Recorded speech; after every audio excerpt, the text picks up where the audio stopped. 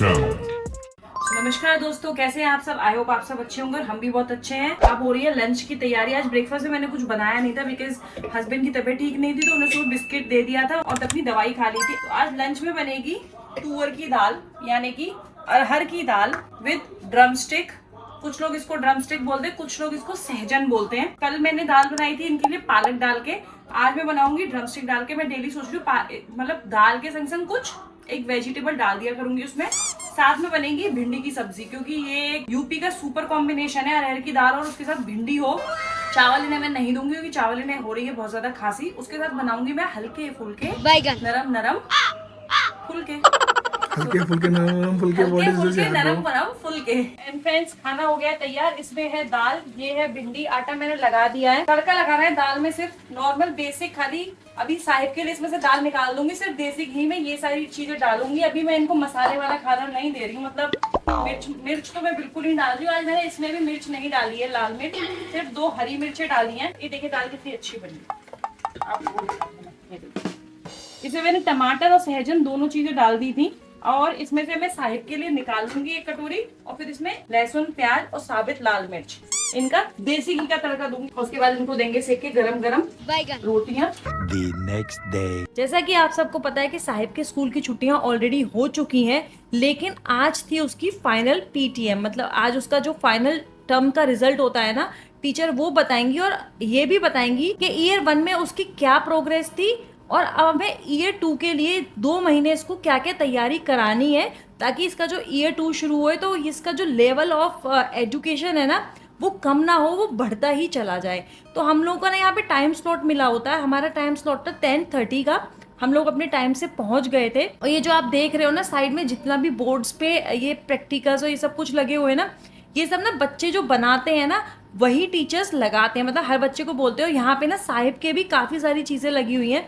ये जो आप देख रहे हो ना प्लेट, ये फ्रूट प्लेट भी साहिब की। और मैंने आपको पिछली वीडियोस में भी बताया था कि साहिब को ना इतना अच्छा लगता है अपने प्रोजेक्ट्स को शो करना, तो वो हमेशा ना एम्फसाइज करता है मुझे कि मम्मा आप मेरी चीज़ें अच्छी अच्छी बनाओ, ताकि मेरी चीज़ें बोर्ड पे लगेंगी तो सबको पता रहेगा कि ये कुंवर ने बनाया है। मतलब बनाती तो खैर कुंवर की मम्मा ही है, लेकिन नाम तो भाई कुंवर का ही होता है। और ये जो आप गेट पे देख रहे हो ना जितने भी फ्रूट्स वेजिटेबल्स की जो मालाएं टंगी हुई हैं, ये भी मैंने ही बना के भेजी थी। और पीटीएम खत्म करने के बाद हम आ गए थे। हमारा ये ना बहुत ही फेवरेट स्पॉट है, लेकिन हम काफी टाइम से, मतलब मैं कहूँगी महीनों से यहाँ पे नहीं आए थे। पर फिर आज हस्बैंड बोले कि आज चलो साहिब के स्कूल आए तो हम लोग लंच भी कर ही लेते हैं।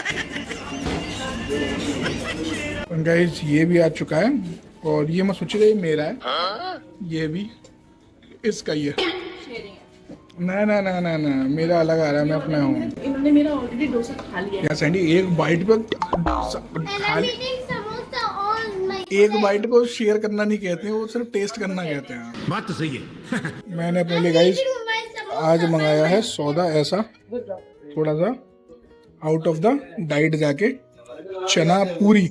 आज मन कर रहा चना पूरी खाने का यार, मजा भी आ रहा है ना, जबरदस्त। छोले भटूरे और पूरी चना ऐसी चीज है जो आपको ना वहाँ बैठ के खाने में मजा आता है। तभी तो मैं कहा आज ये खाते हैं। एक तो ये लाल परी के चक्कर में मुझे काटना पड़ेगा। एंड गाइस आज मसला हो गया पहली बार दुबई में, जब से गाड़ी ली है, मतलब जब से गाड़ी लिया आज तक कभी चालान नहीं कटा मेरा, लेकिन आज एक चालान कट गया पार्किंग की वजह से। लाइक हम खाना खाने बैठ गए थे ना, तो 1 घंटे की पार्किंग मैंने लिया था। मुझे लगा था कि 1 घंटे में तो खाना खा ही लेंगे, लेकिन खाते खाते थोड़ा टाइम लग गया। और लाइक मतलब थोड़ा सा और भी जगह एक्सप्लोर कर रहे थे ना वहाँ पे, तो अराउंड 5 मिनट करीब थोड़ी सी ज़्यादा हो गई मेरी।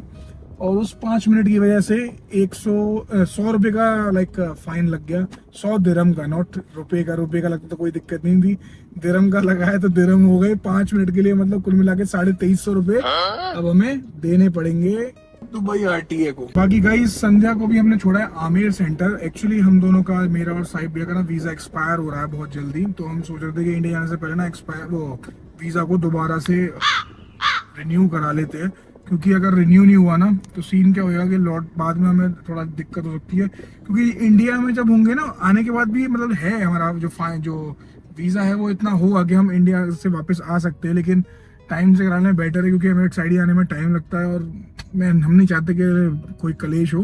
तो अभी संध्या को आमेर सेंटर छोड़ दिया था मैंने और उसने सारे काम करवा भी लिए हैं, तो बस उसको पिक करना है और देखते अगर मेडिकल्स भी अगर आज ही हो जाए तो बेटर है, अदरवाइज फिर देखते हैं क्या सीन है अभी। तो गाइस वीजा की पूरी फॉर्मेलिटीज करके मैं आ गई थी, लेकिन वहाँ पे मैंने शूट नहीं किया था। रीजन यही था कि गवर्नमेंट ऑफिस है ना, तो वहाँ पे शूट अलाउड नहीं होता और मुझे अच्छा भी नहीं लगता कि जहाँ पे अलाउड नहीं है और मैं वहाँ पे बैठ के शूट करूँ। तो मैं क्या करती हूँ, मैं आप लोग को एक पूरा ओवरऑल व्यू दे देती हूँ कि अगर आप हस्बैंड या वाइफ कोई भी ऑलरेडी दुबई में जॉब कर रहे हैं तो वो अपनी फैमिली को कैसे ला सकते हैं यहाँ पे, या फिर रिन्यूअल का भी ओवरव्यू मैं आपको दे देती हूँ। सबसे पहले कंडीशन क्या है, अगर आप आदमी है, मतलब अगर आप मैन हैं और आपको अपनी वाइफ और अपने बच्चों को लेके आना है, तो उसके लिए आपकी जो सैलरी है ना वो मिनिमम 4000 दिरहम होनी चाहिए। इसमें ही अगर आप फीमेल हैं और आप अपने हस्बैंड और अपने बच्चों को लेके आना चाहती हैं तो उसके लिए आपकी सैलरी मिनिमम 10,000 होनी चाहिए।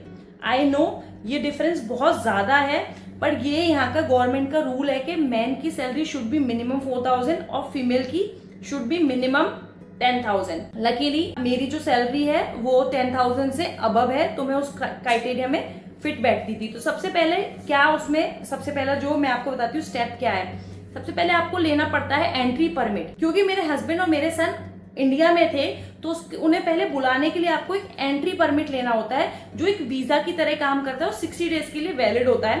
पहले मैंने इन दोनों का एंट्री परमिट लगाया था। उसकी जो फीस होती है वो होती है, मैंने 3 साल पहले लगाया था, उसकी फीस 200 दिरहम थी जब मैंने लास्ट टाइम लगाया था, 200 दिरहम पर हेड। वो एंट्री परमिट लगने के बाद ही ये लोग कंट्री में एंट्री कर सकते हैं। अब आप बोलोगे कि ये वीजा लेके भी आ सकते थे, लेकिन प्रॉब्लम ये है जब आप स्पॉन्सरशिप कर रहे होते हो तो अच्छा है कि आप एंट्री परमिट लेके बुलाओ, क्योंकि विद इन द कंट्री और आउटसाइड द कंट्री जो वीजा के चार्जेस है उसमें बहुत बड़ा डिफरेंस है। इसलिए ये लोग आउटसाइड द कंट्री थे, मैंने इन लोगों को परमिट देके बुलाया। 200 पर हेड मैंने दिरहम्स इनके एंट्री परमिट में दिया था।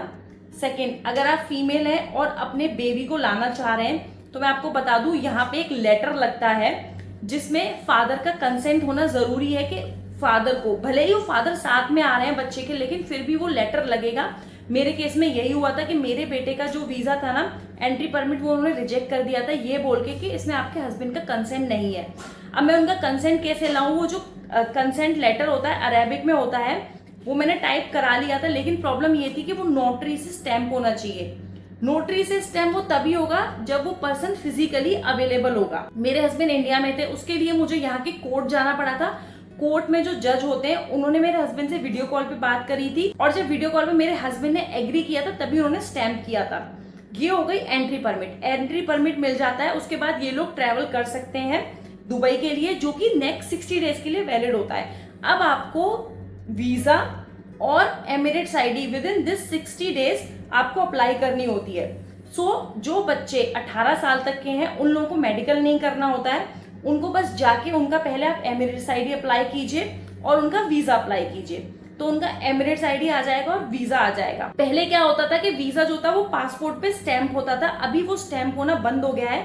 आपको वीजा की कॉपी आपकी ईमेल आईडी पे आ जाती है, पासपोर्ट आपका जमा नहीं होता है। तो आप एमिरेट्स आईडी के लिए देंगे 2 साल की एमिरेट्स आईडी का चार्जेस है 354 दिरहम्स। उसके बाद वीजा के चार्जेस है 510। ओवरऑल अगर आप देखें 210 प्लस 354 दिरहम्स प्लस 510, ये है 18 साल तक के बच्चे के लिए वीजा चार्जेस। अब बात आती है 18 साल से ऊपर, जैसे मेरे हस्बैंड थे तो उनको मेडिकल भी करना होता है। उस मेडिकल का एक एडिशनल चार्जेस होता है, वो होता है 270 दिरहम।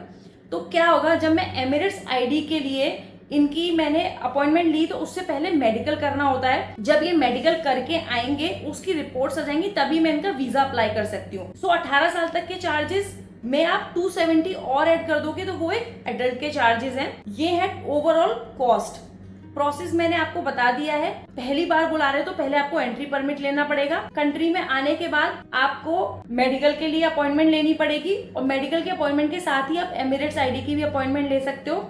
जैसे ही मेडिकल के रिजल्ट्स आ जाएंगे, फ्रेश एंट्री पे 2 टेस्ट होते हैं, एक होता है एक्सरे, दूसरा होता है ब्लड टेस्ट। उसकी रिपोर्ट विद इन 24 आवर्स यहाँ आ जाती है। उसके बाद आपको फिर से आमेर सेंटर जाना पड़ेगा जहाँ पे आप वीजा अप्लाई कर सकते हो।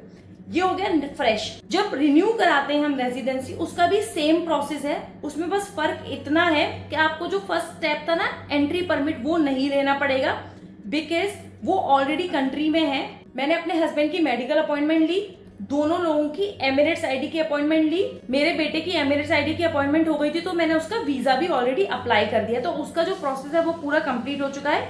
मेरे हस्बैंड के लिए कल जब उनकी मेडिकल की रिपोर्ट हो जाएंगी तब मुझे वापस से जाके उनका वीजा अप्लाई करना पड़ेगा। तो ये ओवरऑल प्रोसेस है। आई होप आप लोग को समझ में आ गया होगा। अगर किसी को भी इससे रिलेटेड कोई क्वेरी है, कोई भी जानना चाहता है या मेरी कोई भी बात समझ नहीं आई है, तो आप प्लीज मुझे कमेंट कर दीजिएगा, मैं उसमें बता दूंगी। आप ये जो वीजा है ना वो खुद से भी कर सकते हैं, मतलब एक सलामा ऐप है, सलामा ऐप से नहीं तो आईसीपी का जो पोर्टल है आप उस पर खुद से भी कर सकते हैं। लेकिन मैं भी करना चाह रही थी, लेकिन मैंने सोचा कहीं कोई मिस्टेक ना हो जाए। छोटी सी मिस्टेक से क्या होगा कि वो पूरा रिजेक्शन में चला जाएगा केस, इसलिए मैंने यही किया कि मैं आमिर सेंटर गई, क्योंकि यहाँ पे जो आमिर सेंटर है वो 24/7 होते हैं और एक एक कम्युनिटी में कम से कम 2-2, 3-3 आमिर सेंटर होते हैं। तो आप आमिर सेंटर जाओ, बहुत ही, मैं कहूंगी बहुत ही इजी प्रोसेस है। आप जाओ, वो लोग आपको तुरंत अटेंड करते हैं। आपको कोई भी डॉक्यूमेंट, मतलब कोई भी हार्ड कॉपी नहीं ले जानी होती है, सिर्फ पासपोर्ट की कॉपी, फोटो की भी सॉफ्ट कॉपी ले जाइए, वहां पे अवेलेबल होता है, आप उनको व्हाट्सएप कर दीजिए सारे डॉक्यूमेंट्स। उन्होंने भी मुझे मेल पे और व्हाट्सएप किए थे, उन्होंने भी मुझे पेपर प्रिंट करके नहीं दिया, तो मुझे भी कोई पेपर प्रिंट करके नहीं ले जाना था। ये मैंने एक स्पेशल जो शूट किया वो इसीलिए किया है कि जो लोग ऑलरेडी दुबई में और अपनी फैमिली को लाना चाहते हैं उसके लिए, उन लोगों के लिए ये हेल्प हो जाएगी। या फिर आपकी फैमिली ऑलरेडी यहाँ पर है और उनका वीजा रिन्यूअल पास में है, तो आप कैसे करा सकते हो। कि मेरे लिए ये फर्स्ट एक्सपीरियंस था, मतलब जब मैं अपनी फैमिली को लाई थी वो भी मेरे लिए फर्स्ट एक्सपीरियंस था। मैंने सारा कुछ एक्सप्लोर करके खुद से किया था। अब उनकी जो रिन्यूअल था वो भी मेरे लिए फर्स्ट एक्सपीरियंस था, पर मैंने अपने फर्स्ट एक्सपीरियंस से क्या क्या समझा और क्या क्या मैंने इन्फॉर्मेशन गैदर करी, तो मैंने सोचा क्यों ना मैं आप लोगों के साथ भी शेयर करूं। अगर वीडियो अच्छी लगी हो तो प्लीज लाइक करें, चैनल पे नए हैं तो चैनल को सब्सक्राइब करें और एक कमेंट जरूर छोड़ें। आपकी कोई भी क्वेरी है, कोई भी क्वेश्चन है, आप कमेंट में मेरे से पूछ सकते हैं। मैं डेफिनेटली इमीडिएटली आपको उसका आंसर कमेंट में ही दे दूंगी। Thanks for watching, bye bye.